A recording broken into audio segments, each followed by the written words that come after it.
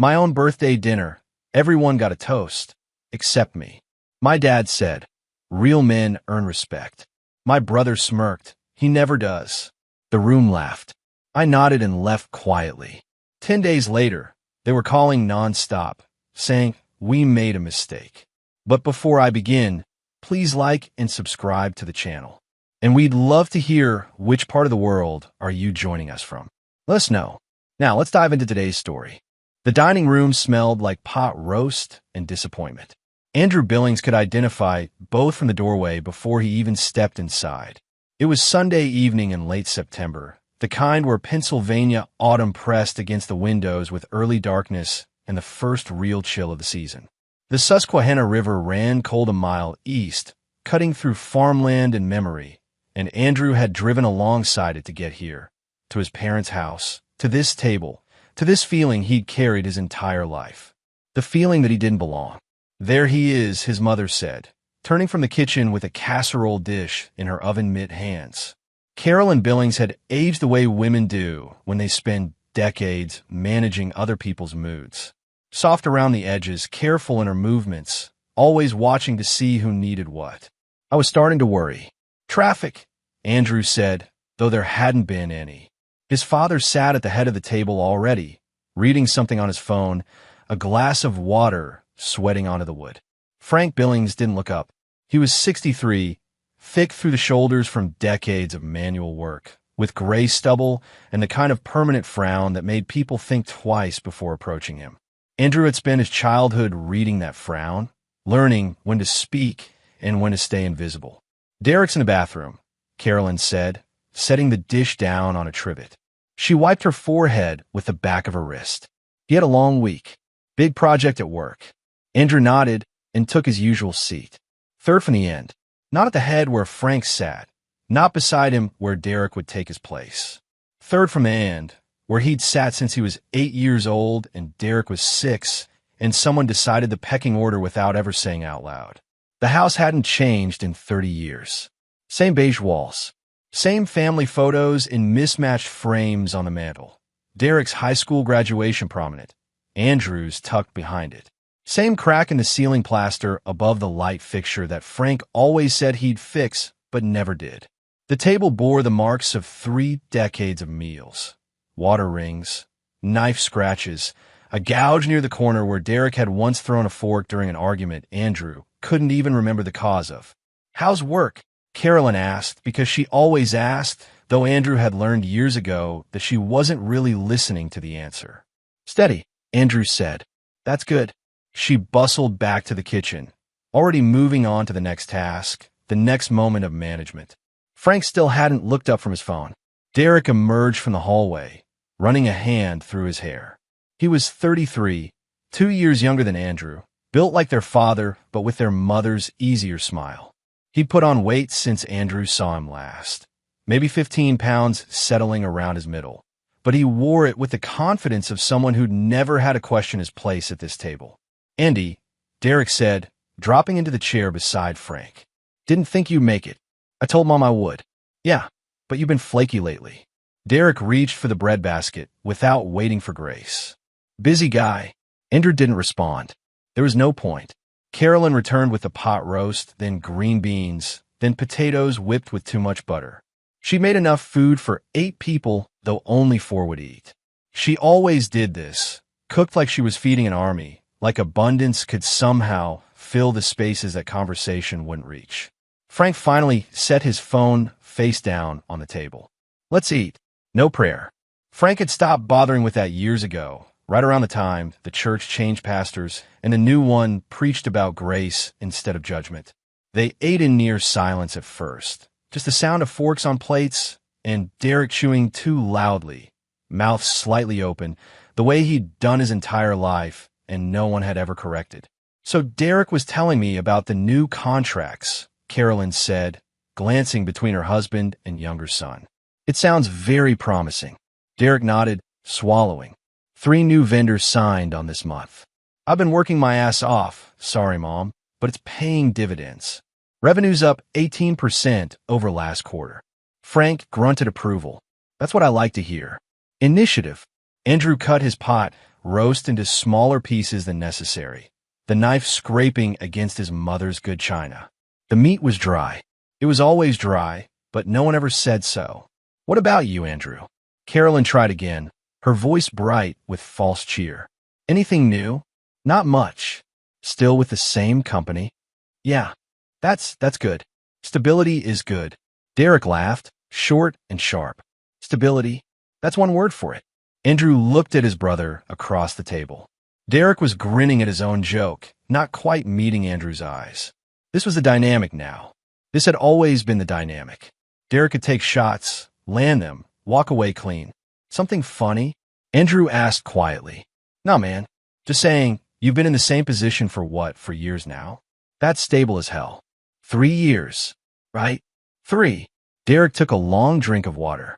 "I just think, at some point you gotta push for more. Can't coast forever." Frank made a sound that might have been agreement. He was sawing at his meat with slow, deliberate strokes, the knife grinding. Andrew set down his fork. "I'm not coasting. I didn't say you were. You implied it." Derek held up his hands, still grinning. "Easy, man. I'm just talking. Don't be so sensitive." There it was. The word Frank had used Andrew's entire childhood. Sensitive. Like it was a diagnosis, a flaw in the wiring, something that made Andrew lesser than the men who could take a joke, take a hit, take whatever was thrown at them without flinching. Andrew picked up his fork again. His hands were steady. "I'm not sensitive. I'm just tired of the commentary." "What commentary?" Derek looked to their father, performing innocence. "Dad, you hearing commentary?" "I'm just asking about my brother's life." Frank finally spoke. "Both of you cut it out. It's Sunday dinner." But his eyes were on Andrew when he said it.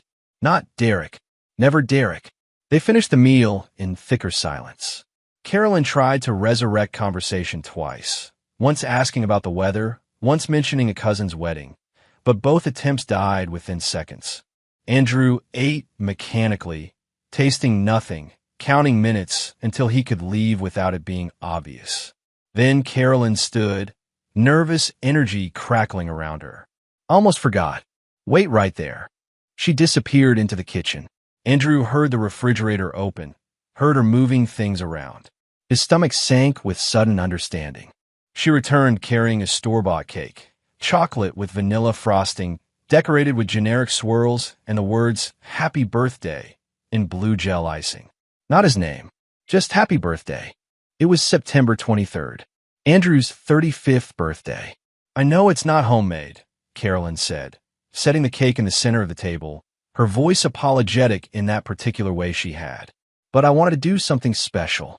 Derek's eyebrows went up. "Oh shit, that's right. Happy birthday, Andy." Andrew stared at the cake. "Thanks, Mom." 35, she said, lighting candles with shaking hands. "That's a milestone. A real milestone." Frank pushed back his chair. The legs scraped against hardwood.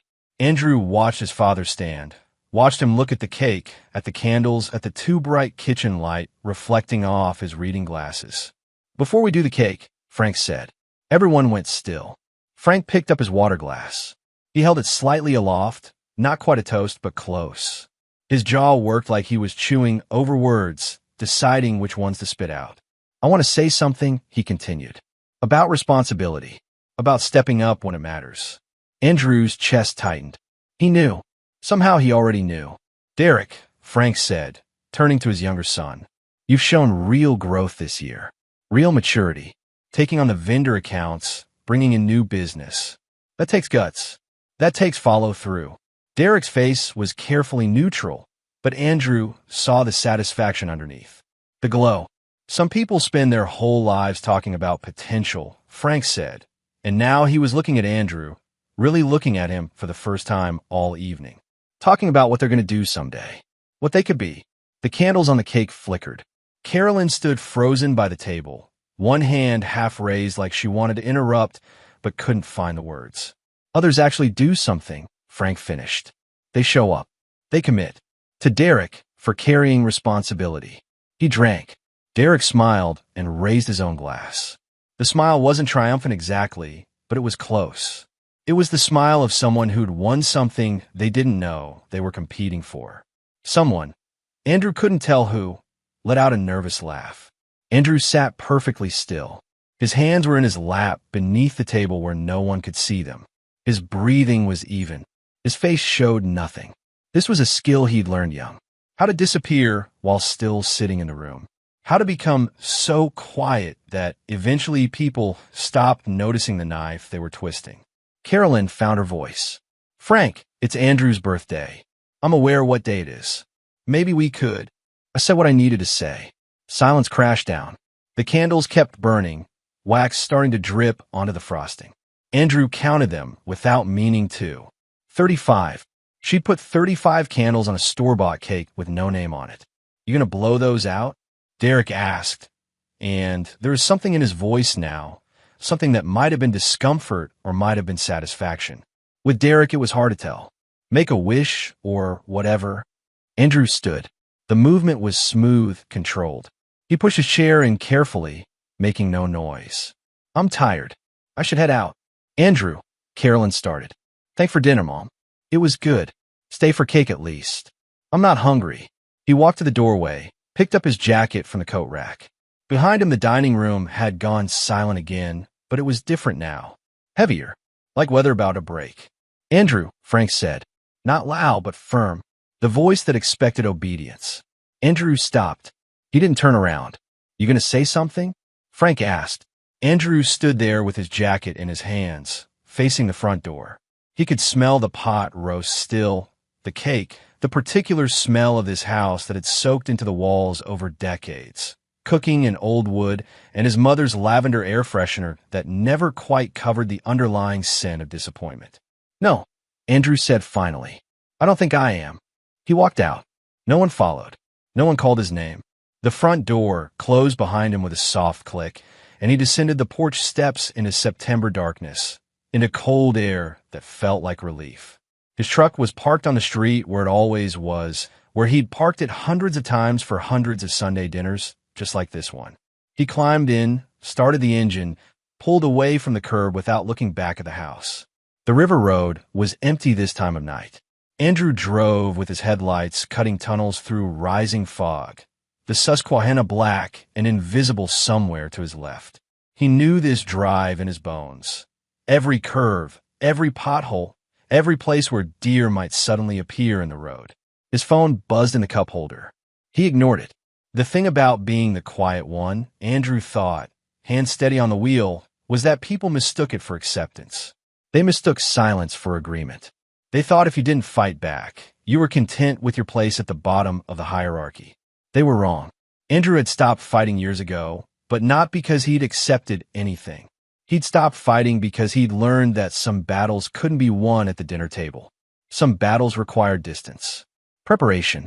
The long game. He wasn't sensitive. He'd never been sensitive. He was patient, and he was done explaining himself.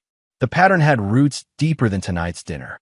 Andrew could trace it back to childhood if he wanted to, could follow the thread through 1,000 small moments that accumulated into something heavy and permanent. He was 7 when Derek was born, old enough to remember the shift in the house, the way attention suddenly flowed in a new direction. His mother with a baby on her hip, distracted, tired. His father's face softening in ways Andrew had never seen before when Derek grabbed his finger with tiny hands. At 7, Andrew had tried harder, brought home better grades, finished his chores without being asked, sat quieter at dinner so the baby could sleep. None of it mattered. Derek grew loud and confident, the kind of kid who grabbed what he wanted and threw tantrums when he didn't get it. Andrew watched his parents respond to this, not with punishment exactly, but with attention. Derek's needs became the organizing principle of the household. Derek's soccer games, Derek's school projects, Derek's teenage drama. Andrew learned to manage himself, got himself to school, made his own lunch, figured out homework alone because everyone was busy with Derek's needs, Derek's schedule, Derek's life. "You're so independent," his mother used to say, like it was a compliment, when really it was just acknowledgement that she'd run out of energy by the time she got to him. At 15, Andrew had tried to talk to his father once. Really talk. He'd stayed up late one night when Frank was in the garage, working on some project, and Andrew had gone out there with his hands shoved in his pockets and tried to say something true. I feel like you don't see me, he'd started. Frank had looked up from the workbench, confused. What? Like, you're always focused on Derek. And I get it. He's younger, he needs more attention, but is this about the truck? Andrew had been asking to borrow the truck for a school trip. That wasn't what this was about, but Frank had already decided. You can take the truck, Frank had said, turning back to his work. Just bring it back with a full tank. Dad, I'm not talking about the truck. Then what? You need money? You know where my wallet is. And Andrew had stood there in the garage, in the smell of motor oil and sawdust, realizing that his father genuinely didn't understand. Didn't understand that some things couldn't be solved with keys or cash. That Andrew wasn't asking for things, he was asking to be seen. He'd left the garage without finishing the conversation. Never tried again. By 18, Andrew had mapped the house's emotional geography.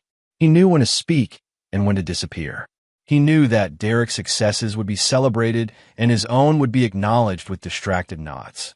He knew that showing emotion, anger, hurt, frustration, would get him labeled as sensitive or difficult, while Derek's emotional outbursts were just passion or intensity. So he'd stopped showing emotion. At 21, Andrew had left, packed his clothes into a used Chevy sedan he'd bought with money from construction jobs. Told his parents he was heading west to find work. His mother had cried. His father had shaken his hand and said, "Don't come back until you've made something of yourself." Andrew hadn't come back for 3 years. He'd worked construction in Ohio first, framing houses in summer heat that left him dizzy. Learned how buildings went together from the ground up. Then warehouse work in Illinois, managing inventory systems, discovering he had a talent for logistics, for seeing how things move through space, how to optimize flow. At 25, he'd gotten hired as a warehouse supervisor in Indiana. At 27, a logistics coordinator. At 30, he landed a position with a regional supply chain company that distributed materials to construction firms across 3 states. He'd moved back to Pennsylvania only because the job was good and the location made sense. Not for family, not for home. When he'd first returned, his mother had thrown a small dinner. Just the 4 of them. Derek was 28 then, working for their father's building supply business, managing deliveries. He'd greeted Andrew with a bear hug and said, "Welcome back, man. Heard you're doing some supply chain thing." "Yeah," Andrew had said. "That's cool. Dad and I have been killing it with the business. We should talk shop sometime." They never did. Frank had asked Andrew once about his work early in that first year back. "This logistics thing, what's it pay?" Andrew had given him a number. Frank had grunted. "That's decent. Not great, but decent." It was more than Derek made. Andrew didn't mention that. He'd learned that facts didn't change feelings. Over the next 5 years, Andrew watched his career progress in quiet increments. He wasn't flashy about it. Didn't brag. When family asked how work was going, he said fine. When they pushed for details, he gave them the minimum. They'd stopped asking after a while. Meanwhile, Derek got louder. His stories at Sunday dinners grew more elaborate. This big deal he'd closed, that difficult client he'd won over. Frank would lean back in his chair, nodding approval, sometimes clapping Derek on the shoulder. Andrew noticed things, though. Small things. Derek's car wasn't as nice as he claimed. The big deals never seemed to result in visible success. The building supply business wasn't growing the way Derek suggested in his stories. But Andrew stayed quiet, watched, learned. That was the thing about being invisible. You saw things other people missed. Now, driving through fog toward his rental house 10 miles from his parents, Andrew felt something shift in his chest. Not anger exactly. Anger was hot and quick. This was colder, more certain. He'd spent 35 years trying to earn a seat at that table, trying to earn his father's respect, his mother's focused attention, his brother's acknowledgement as an equal. He was done trying. His phone buzzed again. Then again. Andrew pulled into his driveway, a small house he rented on the edge of town. Nothing fancy, but it was his, and checked the screen. Mom calling. He let go to voicemail. Inside, the house was dark and quiet. Andrew didn't turn on lights, just stood in his kitchen in his jacket, listening to nothing, feeling the absence of noise like a physical presence. His phone lit up with a voicemail notification. He played it. Carolyn's voice came through, tight with tears. Andrew, honey, I'm so sorry about dinner. Your father didn't mean. He wasn't thinking. You know how he gets. Please call me back. It's your birthday. We can do something tomorrow, just you and me. Please. Andrew deleted the message. He made himself a drink, whiskey, neat, cheap stuff that burned going down, and sat at his kitchen table in the dark. Through the window, he could see streetlights haloed in fog, could see the neighbor's porch light, could see the ordinary nighttime geometry of a small town where nothing much happened, and people lived their whole lives in the same 3-mile radius where they'd been born. His phone lit up again. Text from Derek this time. That was awkward, LOL. You okay? Andrew stared at the message. The casual LOL. The lazy grammar. The performance of concern that cost nothing and meant less. He didn't respond. Another text arrived while he was staring. Dad's dad, you know? Don't take it personally. Don't take it personally. As if there were any other way to take your father praising your brother at your birthday dinner. As if 35 years of this pattern wasn't, by definition, deeply personal. Andrew finished his drink. Made another. The thing was, he wasn't shocked. He'd seen it coming the moment his mother lit those candles. Maybe before. Maybe he'd seen it coming since birth, since the moment he'd been born too quiet, too reserved, too unlike the man Frank Billings wanted as a son. What surprised him was how calm he felt. No tears, no shaking hands, no urge to call them back and yell or explain or to defend himself. Just cold, clear certainty settling into his bones like ice crystallizing on a river. He was done. Andrew didn't call them the next day, or the day after that. He went to work Monday morning like always, drove the familiar route to the industrial park where his company leased a large warehouse facility. Clocked in, checked inventory reports, coordinated shipments, had a meeting about implementing new tracking software, ate lunch alone in his office, going through emails with methodical attention. Normal. Professional. Fine. His boss stopped by around 3. Helen Granger, 52, sharp-eyed, a woman who'd clawed her way up from warehouse floor to regional director. She leaned against Andrew's doorframe and said, "The Milwaukee account signed the contract. You call that right?" "Good," Andrew said. "I'm putting you down for the quarterly bonus." "Well done." She left. Andrew returned to his spreadsheets. At home that evening, more missed calls. More texts. He read them all, absorbed the content, deleted nothing. Just let them accumulate like evidence. "Mom, please call me. I love you. Happy belated birthday. Derek, dude, come on, don't be like this. Mom again, I made your favorite cookies. Stop by anytime." Nothing from Frank. Of course not. Frank Billings didn't apologize or reach out or bridge gaps. Frank Billings stood at the head of the table and expected the world to arrange itself around him. Tuesday became Wednesday.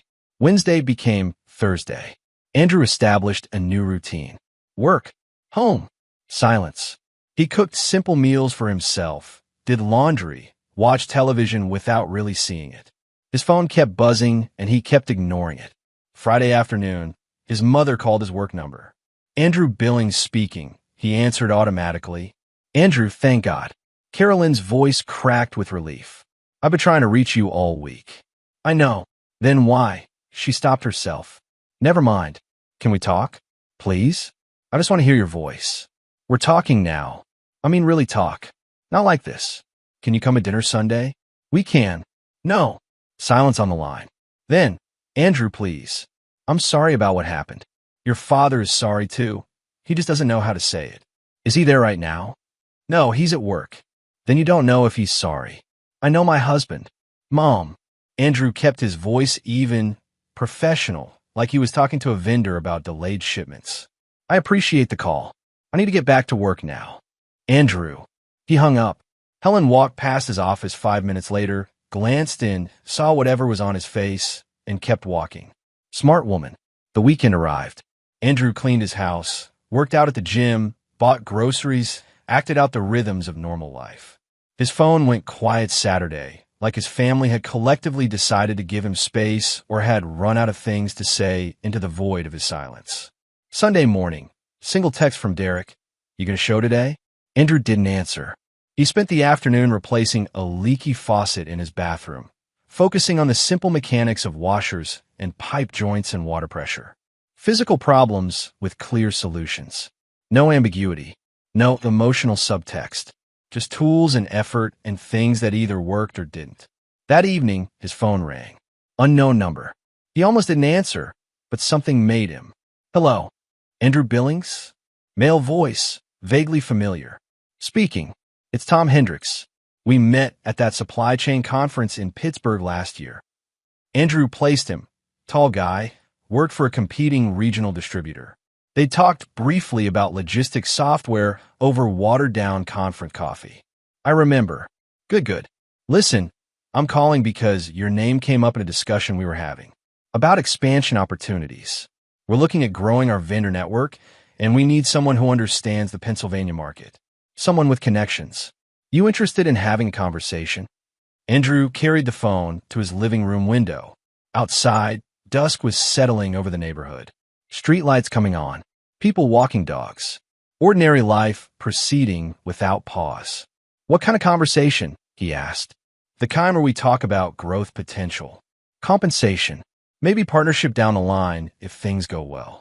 No pressure, just exploratory. But I remembered you seemed like someone who knew what he was doing. Someone who might be looking for more than what he's got. Andrew watched a kid ride past on a bicycle. No helmet. Going too fast for the twilight visibility. Watched the kid disappear around a corner, unharmed. Send me some information, Andrew said. I'll take a look. Fantastic. I'll email you Monday morning. Thanks for taking my call. They hung up. Andrew stood at the window a while longer, phone in hand, thinking about timing and coincidence and how life sometimes offered you options right when you needed them most. Monday morning, 10 days after his birthday dinner, Frank finally called. Andrew was at his desk when his phone lit up with his father's name. He stared at it through 4 rings, then answered. Andrew. Frank's voice was gruff, uncomfortable. We need to talk. About what? Don't play games. You know about what? Andrew leaned back in his chair. Outside his office window, warehouse workers were loading a truck, moving in practice choreography. I'm not playing games. What do you want to talk about? About Sunday. About you ignoring your mother for 10 days. About you acting like a child. Something cold flickered through Andrew's chest. Acting like a child. That's what I said. Your mother's worried sick. Derek's been trying to reach you. You can't just disappear because your feelings got hurt. My feelings, Andrew repeated. Look, I don't have time for this. Whatever happened at dinner, it wasn't that serious. We eat together every Sunday. That's what family does. You're gonna let one bad night ruin 35 years. Andrew almost laughed. Instead, he said, It wasn't one bad night, Dad. Here we go. Here comes the list of grievances. I don't have time. You never do. Silence. Sharp and crackling. Watch your tone, Frank said, low and dangerous. Or what? Or, Frank stopped. Recalibrated. When he spoke again, his voice had shifted to something almost cajoling. Look, we need to discuss something important. Business matter. Can you meet us?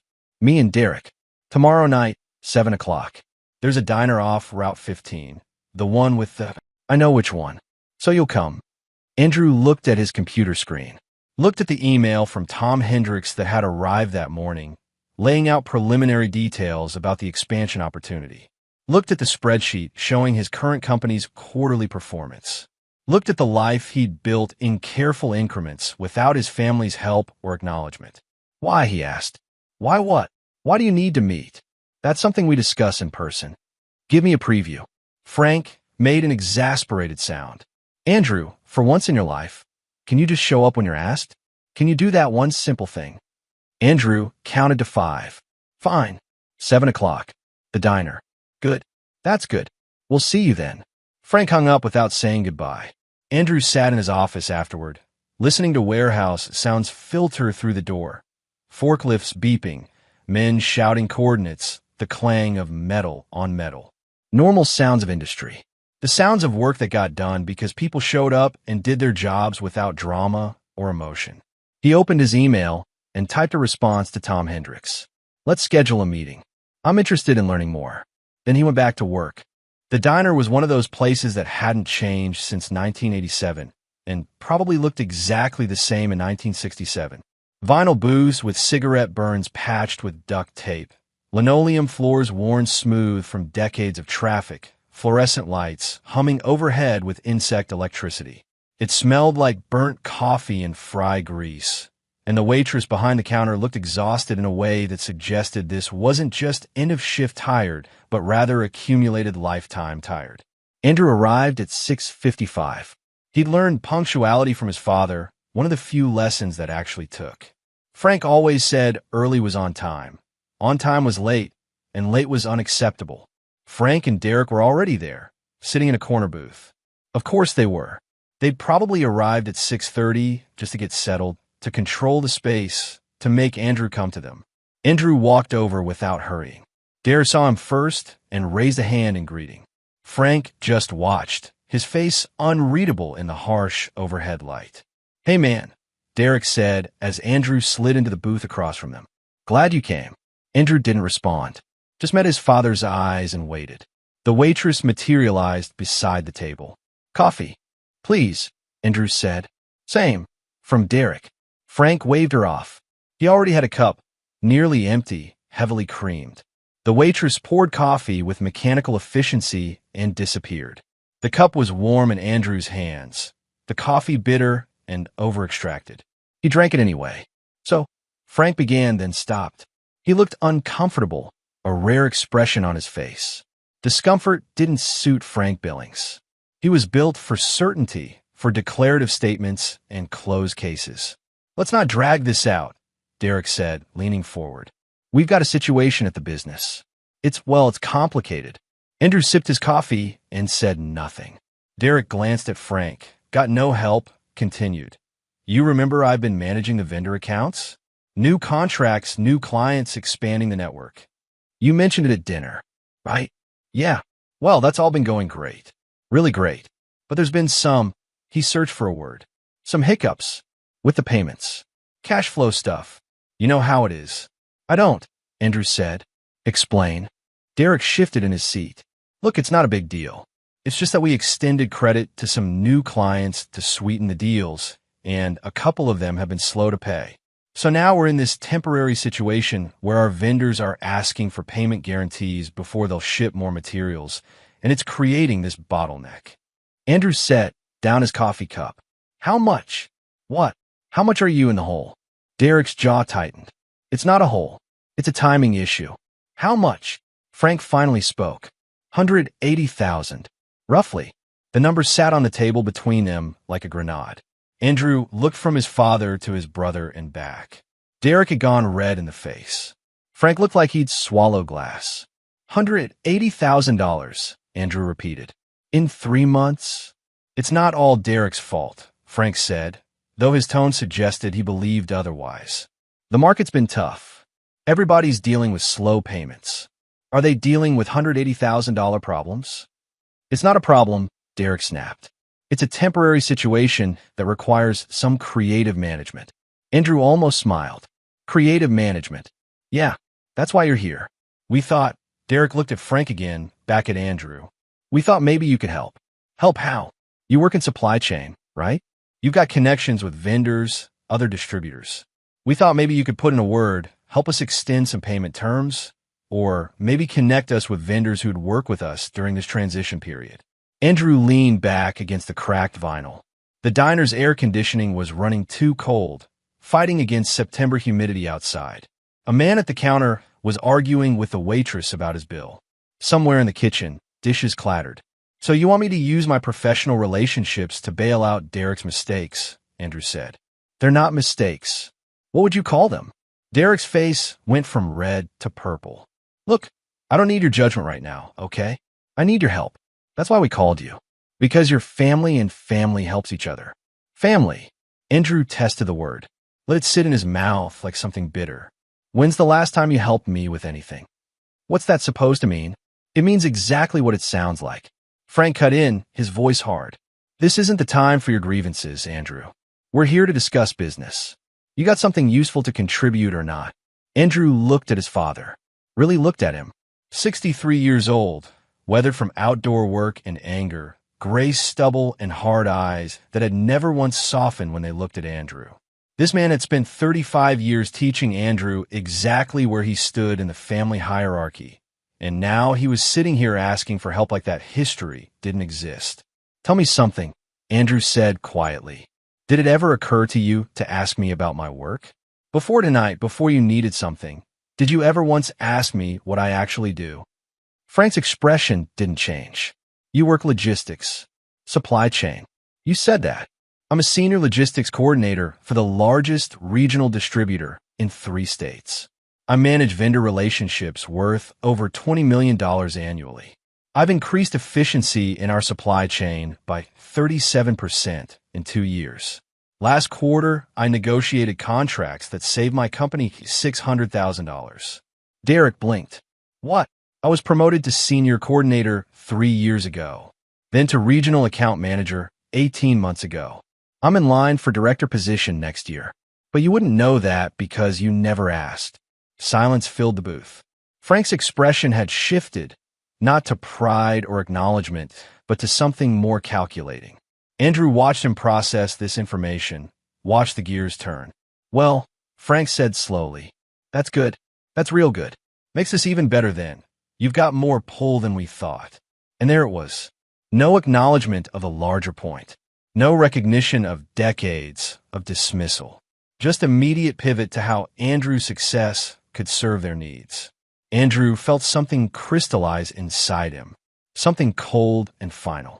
I'm not helping you, he said. Derek jerked forward. What? I'm not using my professional reputation to fix your problems. Are you serious right now? Derek's voice rose. We're your family.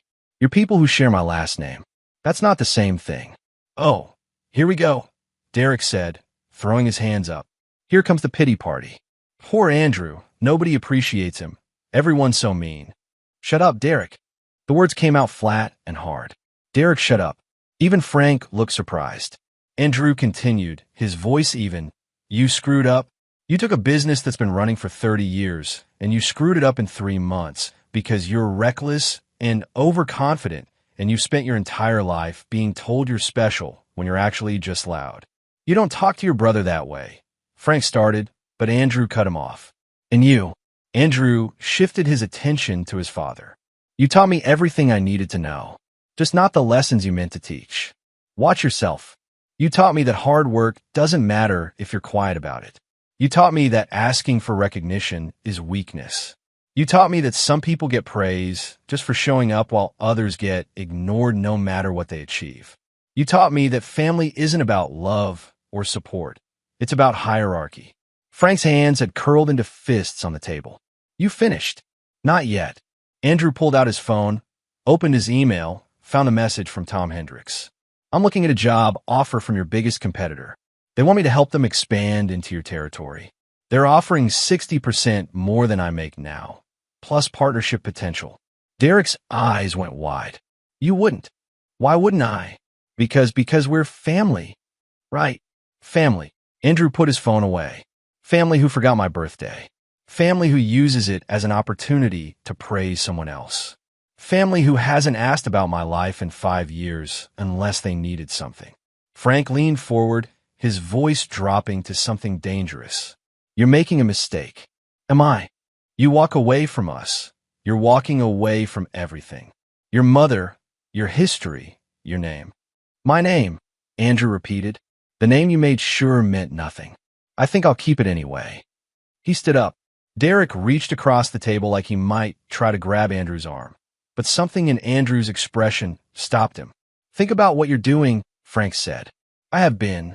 Andrew pulled out his wallet, dropped a 20 on the table for the coffee he'd barely touched. For 35 years, actually. This is me done thinking. You walk out that door. What? You'll disown me? You'll tell people I'm ungrateful? Go ahead. Tell everyone how your son succeeded without your help and refused to fail with it. Frank's face had gone deep red. You're making a mistake. The mistake was showing up tonight, expecting something different. Andrew turned and walked toward the door.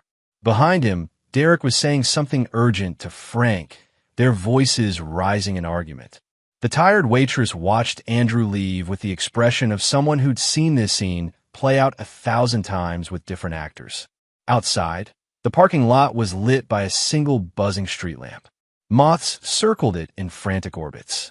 Andrew's truck was parked at the far end, and he walked toward it with steady steps, waiting for his hands to shake or his breath to catch or some physical manifestation of what had just happened. Nothing came. He felt calm, clear-headed. He climbed into his truck, started the engine, and checked his phone. Message from his mother. Derek said you're meeting Frank tonight. Please be kind. Please remember we love you. Andrew deleted it. Another message from Tom Hendricks got your response. How's Thursday afternoon for a meeting? Could do lunch in Harrisburg if that works. Andrew typed back, Thursday works. Send me details. He drove home along the river road, watching fog rise off the black water, thinking about choice and consequence and the strange relief of burning bridges you should have burned years ago. The next morning, Andrew woke early. The eastern sun cut through his bedroom window at an angle that suggested autumn was taking hold for real now. He made coffee, scrambled eggs, ate standing at the counter while reading news on his phone. Normal. Fine. His mother called at 8:15. He didn't answer. She called again at 8:30, then again at 9. At 9:15, she left a voicemail, her voice thick with tears. Andrew, honey, Derek told me what happened. Please, can we just talk? I don't understand why you're being this way. Whatever your father said, he didn't mean it. He's just proud, and he doesn't know how to apologize. Please call me back. Please, baby. It's breaking my heart. Andrew listened to the whole message, then deleted it. He understood his mother's pain. He did.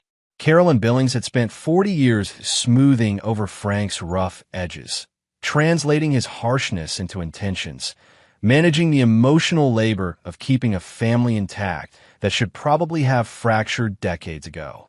But that wasn't Andrew's responsibility anymore. He went to work, had a productive morning reviewing quarterly projections. At lunch, he drove to a small restaurant in Harrisburg where Tom Hendricks was waiting in a booth by the window. Andrew, Tom stood and shook his hand. Firm grip, direct eye contact. Thanks for making the drive. No problem. They ordered food, made small talk about traffic and weather and the general state of the supply chain industry. Then Tom got down to business. Here's where we are, he said, pulling out a tablet and opening a presentation. We've been dominant in Ohio and West Virginia. Good penetration in western Pennsylvania. But the central and eastern parts of the state are locked up by your current company and he paused, by Billings Building Supply. My father's company, Andrew said. Yeah, I know. That's actually one reason I wanted to talk to you. You understand that market from both sides. Consumer side through your dad, distribution side through your current role. I'm listening. Tom walked him through the expansion plan. It was comprehensive, well thought out, aggressive. They wanted to move into central Pennsylvania with competitive pricing and faster delivery times. They'd already secured warehouse space and hired logistics staff. What they needed was someone who understood vendor relationships, who could smooth the transition, who could bring credibility to their expansion. We're prepared to offer you regional manager position, Tom said. Base salary $95,000, profit sharing, full benefits, company vehicle. You'd report directly to me, and you'd have full authority over the Pennsylvania expansion. If you hit targets, we're talking director position within 2 years. Andrew cut into his sandwich. That's a substantial offer. You're a substantial asset. I've done my homework on you, Andrew. People respect you in this industry. They trust you. That's worth more than experience sometimes. And Billings Building Supply? Tom set down his fork. I won't lie to you. They're competition. Moving into this market means we'll be going after their accounts. Some of their vendors might switch to us if we offer better terms. That's business. It would hurt them. Probably. You're asking me to help damage my family's company. I'm asking you to do your job well. If that has collateral consequences for a competitor, that's not personal. That's market dynamics. Andrew ate his sandwich, thinking. Tom Hendricks was smart enough not to push, to let silence do its work. Finally, Andrew said, I need to think about it. Fair enough. Take a week. But I should tell you, we're interviewing other candidates. You're our first choice, but we can't wait forever. They finished lunch, shook hands in the parking lot.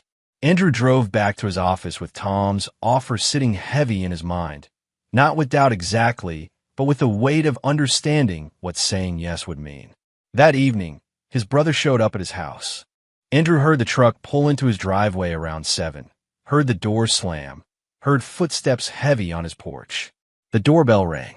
He considered not answering, then decided that would only postpone the inevitable. Derek stood on the porch with his hands shoved in his pockets, looking younger than 33 in the fading light. Uncertain, nothing like the confident swagger he carried at Sunday dinners. "Hey," Derek said. "What do you want? Can I come in?" "No." Derek flinched but held his ground. "Fine. We'll talk here then. I need you to understand something." "I understand plenty." "No, you don't. You're pissed, I get it, but you don't understand what's actually at stake here." Andrew leaned against the doorframe. "Enlighten me. Dad's business is everything to him. Everything. It's not just about money or legacy or whatever. It's his whole identity. If it fails," Derek stopped, seemed to struggle with the words. "It'll destroy him, man. Completely. Then he should have managed it better. He trusted me. Bad judgment on his part." Derek's jaw worked. "I made mistakes. I know that. But I can fix them if I have time. If we can get through this cash flow problem, I can turn it around. I just need my help." "Yeah, your help." Andrew looked at his brother. Really looked at him. Saw the fear underneath the bravado. Saw someone who'd spent his entire life being told he was special and was now confronting the possibility that maybe he wasn't. Part of Andrew, a small part he didn't like very much, felt satisfaction at that fear. "You've spent your entire life getting everything handed to you," Andrew said quietly. "Every advantage, every benefit of the doubt, every second chance. And now you're standing on my porch asking for more. I'm not. That's not fair." "Fair." Andrew laughed, short and sharp. "You want to talk about fair? At my birthday dinner, Dad raised his glass to toast you. At my birthday. I didn't ask him to do that. But you didn't stop him either. You smiled. You accepted it like it was normal." Derek looked away. "I didn't know what else to do. You could have said something. You could have acknowledged how screwed up that was. You could have, for once in your life, considered someone other than yourself." "You're right." Derek's voice cracked slightly. "You're right, okay? I should have said something. I've been a shitty brother. I know that. But this isn't just about me. It's about Mom, too. About Dad. About keeping the family together." "The family," Andrew repeated. "The one that spent 35 years showing me exactly where I rank." "Andrew, come on. Go home, Derek. Just listen. I'm done listening. I'm done being the quiet one who lets everyone else have their way. I'm done apologizing for taking up space in my own life." Derek's hands came out his pockets, palms up, pleading. "So what? You're just going to let us fail? You're going to help some competitor destroy Dad's business out of spite?" "Out of self-interest," Andrew corrected. "There's a difference. That's cold, man. That's really cold. I learned from the best." They stared at each other across the threshold. The sun had set fully now, and moths were starting to circle Andrew's porch light. Somewhere down the street, a dog barked. "I'm sorry," Derek said finally. "For all of it. For every time I was a dick, every time I didn't stand up for you, every time I let Dad treat you like you didn't matter. I'm sorry." The apology hung in the air. Andrew examined it, turned it over in his mind, looked for sincerity or manipulation. Found both. "I believe you," Andrew said, "but it doesn't change anything." "Why not?" "Because I'm not interested in being the person who fixes your problems anymore. I'm not interested in earning my place at a table where I was never welcome to begin with." Derek stood there a moment longer, then nodded slowly. Okay, I get it. But when you make this choice, when you decide to help destroy what Dad built, don't pretend it's just business. Don't pretend you're taking the high road. I'm not pretending anything. This is exactly what it looks like." "Yeah." Derek turned to go, stopped on the first step. "For what it's worth, you were always smarter than me. I knew that. I think Dad knew it too. Maybe that's why he never liked you as much. You scared him." He walked to his truck without looking back. Andrew stood in his doorway, watching tail lights disappear down the street. Derek's last words echoing in his head. You scared him. He'd never considered that. Never imagined that Frank's dismissal might be fear rather than disappointment. The idea should have felt like revelation, but it just felt like more wasted years chasing the wrong understanding. Inside, Andrew poured himself a drink and pulled up Tom Hendrick's email on his laptop. Read through the offer again. Looked at the numbers, the territory map, the projected growth charts. His phone rang. Mom again. This time he answered. Andrew, thank God, Carolyn said, her relief immediate and overwhelming. Derek said he talked to you. He said you were firm. But I wanted to call myself. I wanted you to hear it from me. Hear what, Mom? That I love you. That I've always loved you. That whatever's happened between you and your father, whatever's happened with Derek, that doesn't change how I feel. Andrew closed his eyes. I know you love me. Then please help us. Not for Frank. Not for Derek. For me. I'm asking you as your mother. Mom, I know they've hurt you. I know I've hurt you too by not standing up more, by always trying to keep peace instead of doing what was right. I know all of that. But this business is our livelihood. If it fails, we lose everything. The house, the savings, everything. The house is paid off. The second mortgage isn't. Derek convinced Frank to take one out for the business expansion. If the business fails, her voice broke. We'll lose the house, Andrew. We'll lose it. Andrew opened his eyes, stared at his ceiling, processed this new information. They'd mortgaged the house. Derek's mistakes weren't just threatening the business. They were threatening his parents' home. That was a stupid decision, he said. I know. I told Frank not to do it. But Derek was so sure, so confident it would work out. And Frank wanted to believe in him. Wanted to believe in him. The words landed like stones. Mom, I can't fix this. You can. Tom Hendrick's company. Derek said you're talking to them. Don't do that. Please. Stay where you are or find something else, but don't help them come after us. How did Derek know about Tom Hendrick's? Silence. Then quietly, I don't know.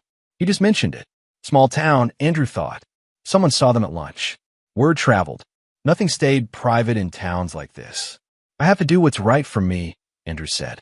I know you do. But I'm asking, begging, for you to consider what's right for your family too. You mean the family that forgot my birthday? That one. Carolyn made a sound like she'd been hit. That's not fair. No, Andrew agreed. It's not. None of this is fair. That's the point. He hung up before she could say more. The drink sat untouched on his table. Andrew looked at it, at the amber liquid catching lamplight, at the simple geometry of glass and alcohol and choice. He'd told Derek the truth. He wasn't interested in fixing their problems. But now the equation had changed. It wasn't just Frank's pride or Derek's mistakes. His mother's home was on the line. The woman who'd loved him imperfectly but genuinely. Who'd made pot roast every Sunday, even though it was always dry. Who'd remembered his birthday, even if the celebration went sideways. Who called him honey and meant it. Andrew picked up his phone, stared at Tom Hendrick's number. The smart play was obvious. Take the job. Help the competitor expand. Let his family's business fail as a natural consequence of their poor management. His hands would be technically clean even if the outcome was the same. But his mother would lose her house. Andrew set down the phone, picked up his drink instead, stared out his window at the dark street, at the ordinary houses with ordinary lives inside them, at a world that kept spinning regardless of whether families held together or fell apart. This was the choice then, not between helping and hurting, but between different kinds of damage. He drank, and he started making plans. The meeting with Tom Hendricks had been Thursday. By Friday morning, Andrew had made his decision. Not the decision anyone expected, including himself, until the moment it crystallized. He called Tom first thing, before he could reconsider. Andrew, Tom answered on the second ring. Good to hear from you. You have an answer for me. I do. I appreciate the offer. It's generous and the opportunity is significant. But I have to decline. Pause on the line. Then, can I ask why? Personal reasons. Related to your family's business? Andrew had expected this question. Partially, but also because I've been thinking about what I actually want to do next, and I don't think working for your company is it. Is there another offer? Not yet, but there will be. Tom laughed, not unkindly. Confident. I like that. Look, if things change, give me a call. The position won't stay open forever, but I'd make room for the right person. I appreciate that. They hung up. Andrew sat at his kitchen table with coffee going cold, looking at the phone, thinking about what he'd just turned down. $95,000. Profit sharing. Director track. He turned it down not because he wanted to help his family, but because he'd realized something in the days since that diner meeting. Helping Tom Hendricks destroy his father's business would feel good for about 10 minutes. It would just feel empty. Andrew didn't want revenge anymore. That required caring too much about Frank's opinion. What Andrew wanted was something cleaner, something that let him sleep at night regardless of what his family thought. He wanted leverage, not to save them, not to fix Derek's mistakes, but to rewrite the terms of engagement completely. At work that morning, Helen stopped by his office.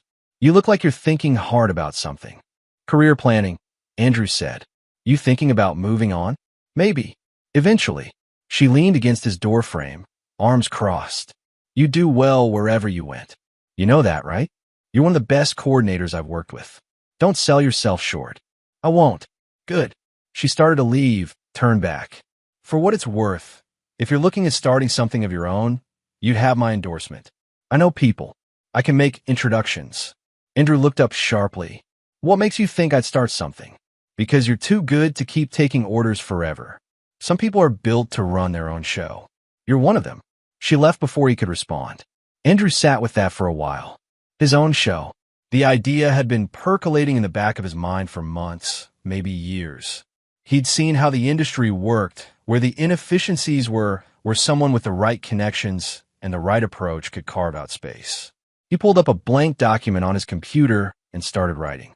Not a business plan, exactly, more like a thought experiment. What would it take to start his own logistics coordination firm? What would differentiate it? Who would the clients be? By lunch, he had 3 pages of notes. By end of day, he had 7. He didn't go home immediately. Instead, he drove to a coffee shop on the edge of town, ordered black coffee, and spent 2 more hours refining his thinking. The shape of something emerged. A consulting firm focused on mid-sized construction suppliers, offering logistics optimization and vendor relationship management. Companies like his father's, big enough to need sophisticated supply chain solutions, small enough to not have in-house expertise. The market was there. The need was real. Andrew had the credentials, the connections, the knowledge. What he didn't have was capital to start. He'd need $20,000 minimum to get properly established. Office space, insurance, incorporation fees, marketing materials, a buffer for the first few months of inconsistent income. He had maybe $12,000 in savings. Not enough. His phone buzzed. Text from Derek. "Did you take the job?" Andrew stared at the message. Somehow Derek knew he'd decided. Small town. Someone had seen Andrew and Tom at lunch. Word had gotten back. He typed no. 3 dots appeared immediately. Disappeared. Appeared again. Finally, why not? Andrew didn't answer. Let Derek wonder. Another message. "Does this mean you'll help us?" Andrew typed carefully. "It means I'm considering options. Don't contact me again unless I reach out first." He blocked Derek's number before any response could come. Saturday morning, Andrew woke with the clarity that sometimes comes after a night's sleep has processed complicated problems. He knew what he needed to do. Not the right thing necessarily, but the strategic thing. He called his father. Frank answered with suspicion in his voice. "Andrew, I want to meet. Just you. Not Derek." "Why not Derek?" "Because this conversation is between you and me." Silence. Then, when? "Today. 2 o'clock. Same diner. I'll be there." Frank arrived exactly on time. Andrew was already in a booth with coffee, watching through the window as his father's truck pulled into the lot. Frank climbed out slowly, looking older than he had just days ago. Tired. The kind of tired that comes from carrying worry. He slid into the booth across from Andrew without greeting. "Talk," Frank said. "I turned down the job with Hendricks." Frank's expression shifted slightly.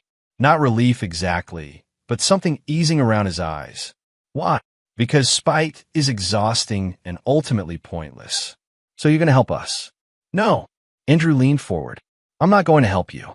I'm going to offer you a deal." "What kind of deal?" "I've been planning to start my own consulting business. Logistics optimization, vendor relationship management, supply chain analysis. I have the expertise. What I don't have is startup capital or initial clients." Frank's eyes narrowed. "You want me to invest in you?" "No. I want you to become my first client. I'll help transition your vendor relationships, restructure your payment terms, clean up Derek's mess." In exchange, you pay me a consulting fee, 20,000 over 6 months.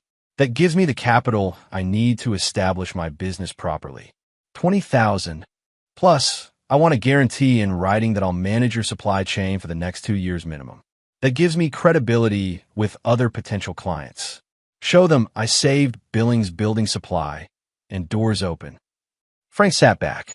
His jaw worked, chewing over the proposition. So you use our crisis as a stepping stone. Yes.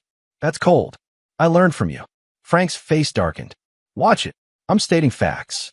You taught me that sentiment and business don't mix. You taught me to be practical, transactional.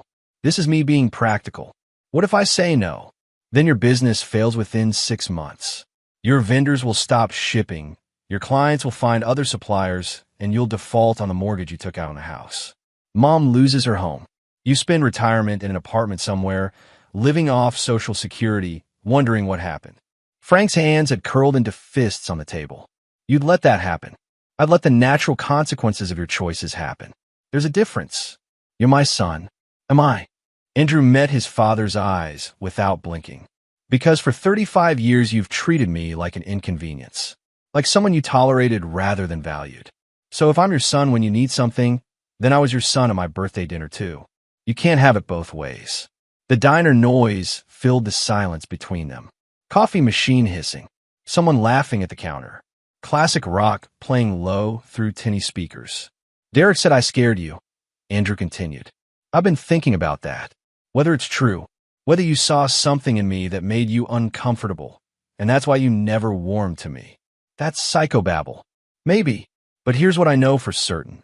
I stopped caring whether you like me. I stopped trying to earn your approval. I'm offering you a business transaction that benefits both of us. You get to save your company and your house. I get capital and credibility to start my own business.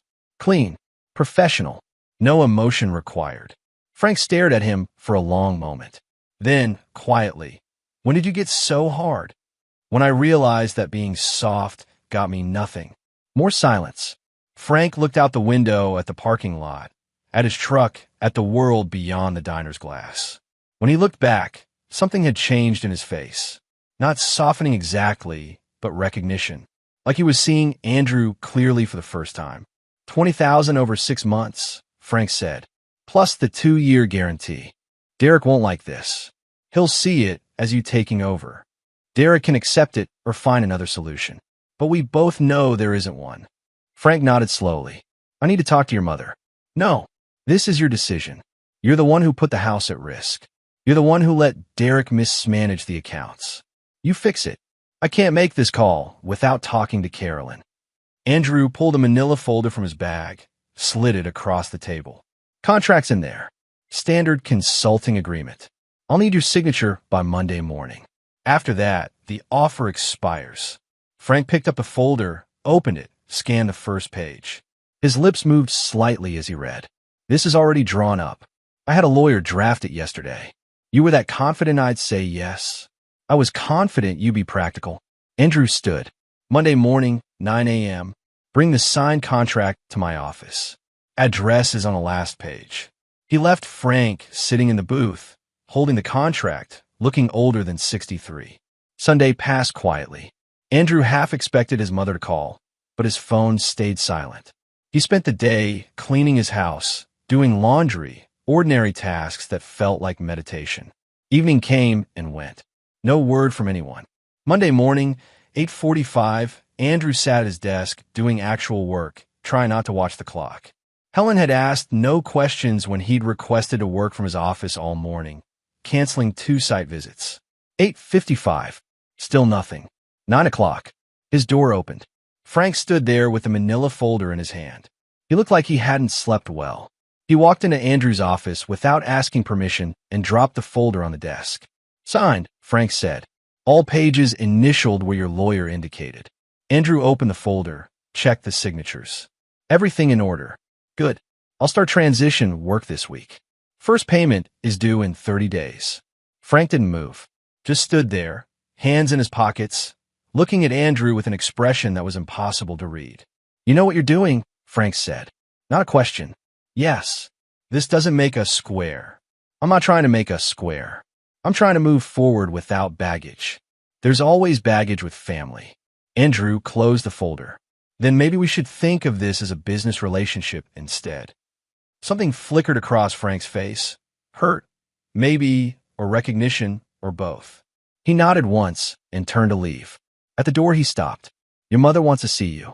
For what it's worth. I'll call her when I'm ready. Frank left without another word.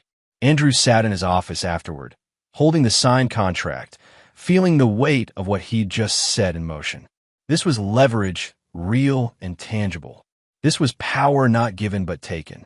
This was the beginning of something new. He picked up his phone and called Helen. You said you knew people. I'm ready for those introductions. The work began immediately. Andrew showed up at Billings Building Supply Tuesday morning with a laptop bag and a legal pad, walking through the front door for the first time in maybe 3 years. The place looked exactly like he remembered.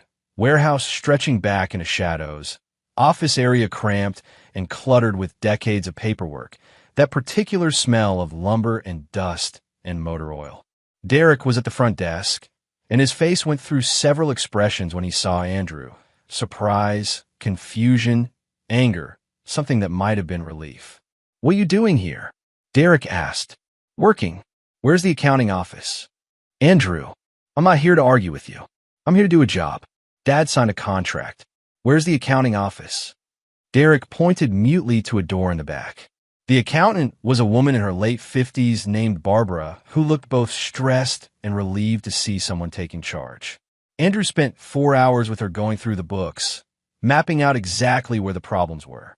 Derek had extended credit to 8 new clients without proper vetting.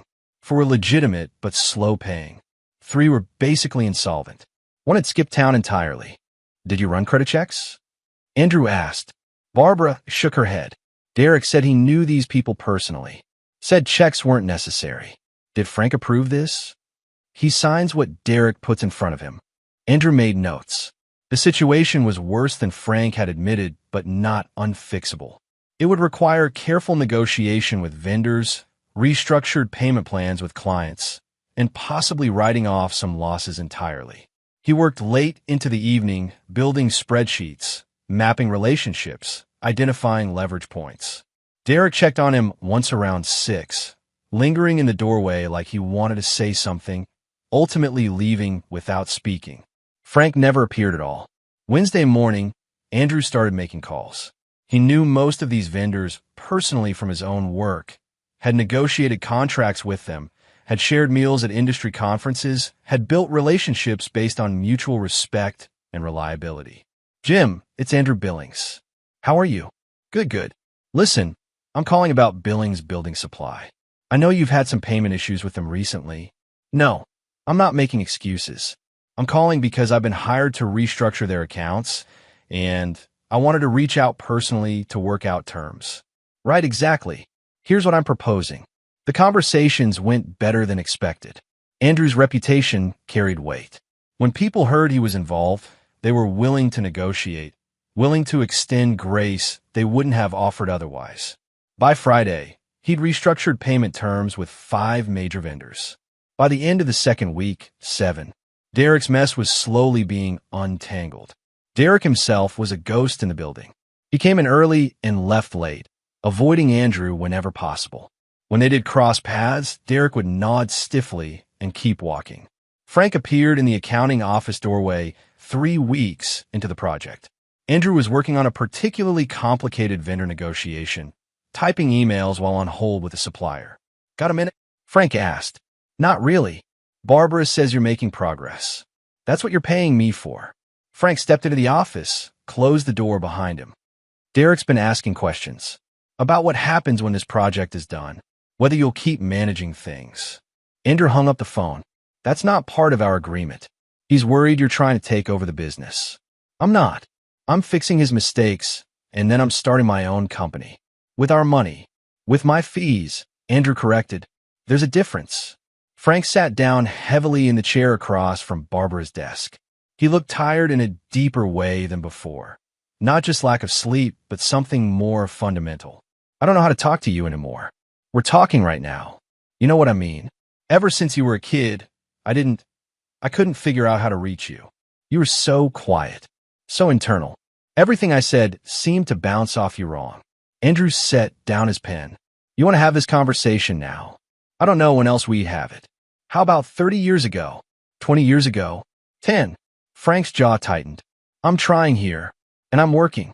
If you want to discuss our relationship, make an appointment. Right now I'm busy cleaning up a mess I didn't make.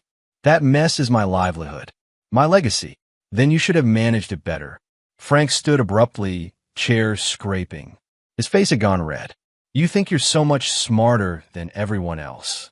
I don't think I'm smarter. I think I'm more careful. I think I plan.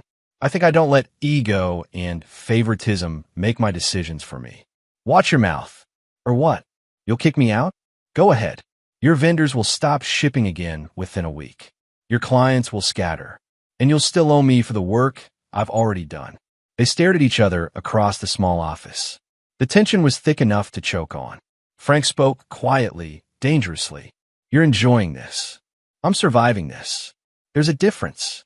He walked out, slamming the door hard enough that Barbara's wall calendar fell off its hook. Andrew picked up the phone and continued working. 6 months passed in a rhythm of work and distance. Andrew restructured Billings Building Supply's entire vendor network, implemented new accounting procedures, even negotiated better contracts with several major clients. The business stabilized, then grew slightly. The house was no longer at risk. Frank paid every invoice on time. They barely spoke. Derek eventually started talking to Andrew again, mostly about work, always carefully neutral. Once he said, "You're good at this," Andrew had just nodded and moved on to the next task. Carolyn called occasionally. Andrew answered about half the time. They talked about weather, about her garden, about anything except the family. It was cordial and hollow, but it was something. Andrew used the consulting fees to establish Billings Logistics Solutions. Irony not lost on him, using his father's name to build something separate. He registered the business, rented small office space, built a website, started reaching out to potential clients. Helen had been true to her word about introductions.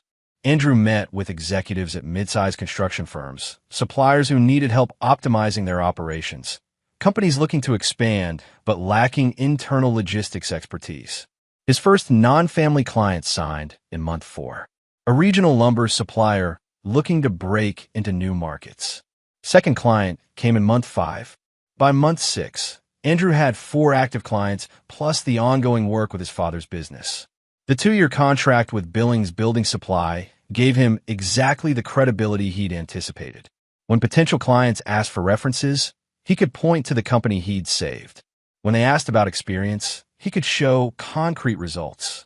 Derek called him once around month 8. "I wanted to say thank you. I know I don't deserve it, but thank you. This wasn't about you," Andrew said. "I know. That's what makes it worse somehow." They didn't speak again for months after that. Andrew hired his first employee, a young logistics coordinator named Jamie who just graduated with a supply chain degree and was hungry to learn. Then a second, an accountant named Robert who'd worked at a firm that downsized. Billings Logistics Solutions grew, not explosively, but steadily, sustainably. Andrew worked 70-hour weeks, but it felt different than working for someone else. This was his decisions, his reputation, his future. A year after that birthday dinner, Andrew drove past his parents' house one evening. It was autumn again, the same season, same slant of light cutting through trees along the river. He could see lights on in the dining room. Could imagine them sitting at that table, same spots they'd occupied for decades. He didn't stop, not out of anger anymore, not even really out of hurt, just because that wasn't where he belonged. Some families don't change. They just teach you when to walk away. Andrew kept driving toward his own apartment, his own life, his own future built on terms he dictated rather than accepted. The business phone rang. He answered it hands-free, turning down the volume on the radio. "Billings Logistics Solutions, this is Andrew." A potential client wanted to discuss optimization strategies for a mid-Atlantic expansion. Andrew pulled into a parking lot, grabbed his pad, and took notes. By the time the call ended, he had another consultation scheduled for next week.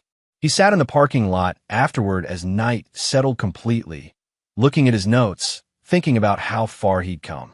Not through forgiveness or reconciliation or any of the things people claim families needed. Through leverage, through strategy, through refusing to play the role they'd assigned him. The quiet one, they'd called him, like it was weakness. They were wrong. The quiet one had just been waiting, learning, planning, building something they couldn't touch, couldn't diminish, couldn't take away. Andrew started his car and drove home. His phone buzzed with a text from his mother. Thinking of you. Hope you're well. He read it, considered responding, decided not to. Maybe someday, maybe not. Either way, it was his choice now, and that made all the difference.